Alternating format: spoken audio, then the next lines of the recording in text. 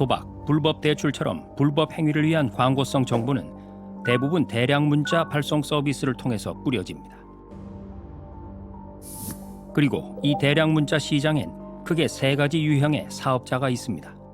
기본적으로 이 시장의 구조는 피라미드 구조 형태로 되어 있다고 보시면 되고요. 최상단에 있는 게 이동통신 사업자입니다. 그러니까 이동통신 사업자는 실제로 이제 이용자들한테 문자 메시지를 최종적으로 전달해주는 역할을 하는 거고요. 이동통신사 밑에 10개의 문자 중개사가 있어요. 이 문자 중개 사업자들이 문자 재판, 그 하단에 있는 문자 재판매사로부터 문자를 발송을 받아서 그걸 이동통신사한테 전달해주는 역할을 하는 거고요. 그리고 문자 중개사 밑에 있는 문자 재판매사 같은 경우에는 자기들이 운영하는 인터넷 사이트나 어플 같은 걸 통해서 문자 발송 서비스를 이용자 단에서 직접 제공하는 이용자 접점이 되는 서비스라고 보시면 될 것 같습니다.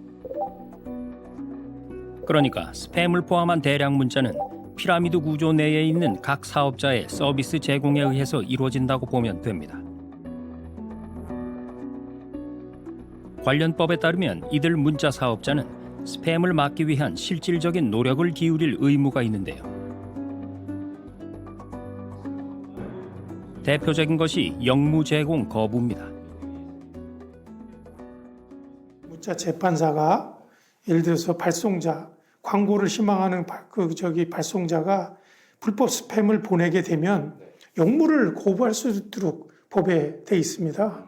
그래서 한마디로 문자 재판사는 스팸 보내는 그 발송자가 보내려고 해도 그걸 보내주면 안 되는 거예요, 법적으로. 아울러서 서비스의 취약점을 개선하는 조치도 해야 합니다.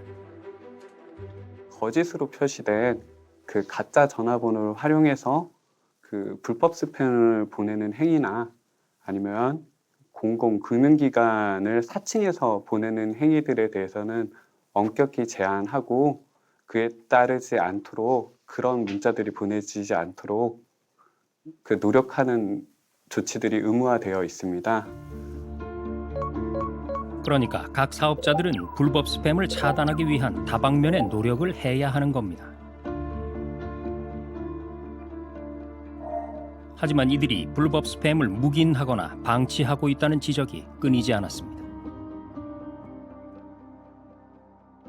그러니까 이런 영무 제공 거부나 취약점 개선 조치 같은 노력이 그 문자 재판매사나 중개사, 이통사 등의 대량 발송 시장 주요 사업자들의 의무 사항이라는 거죠.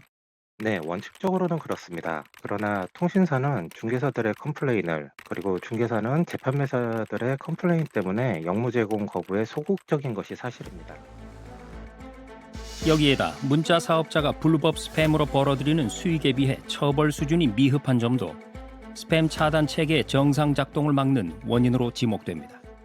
정보통신망법을 보면 그런 이제 스팸 발송 방지 의무를 해태한 사업자에 대해서는 최대 3천만 원 이하의 과태료를 부과할 수 있도록 되어 있습니다. 그런데 저희가 이제 긴급 점검을 해봤더니 사실상 기존에 이런 과태료 처분을 받은 사업자들이 여전히 취약점을 개선하지 않고 불법 스팸을 지속적으로 발견하고 있는 것으로 확인이 됐습니다.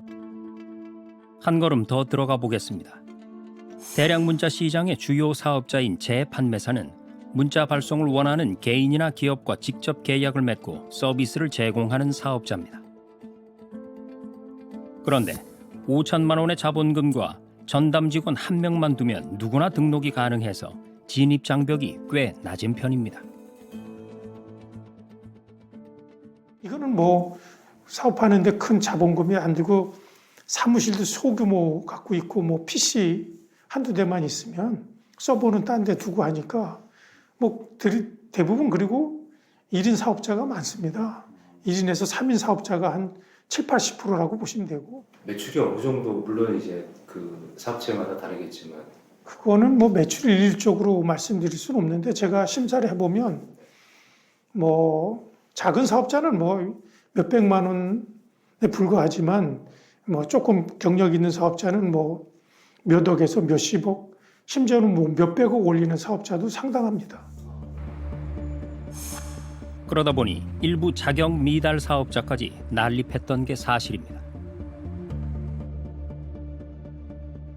치열해진 일감 경쟁 속에 상당수 재판매사가 불법 스팸 문자까지 영업해 발송하고 있는 건데 일반 메시지에 비해 높은 가격을 받을 수 있어서입니다.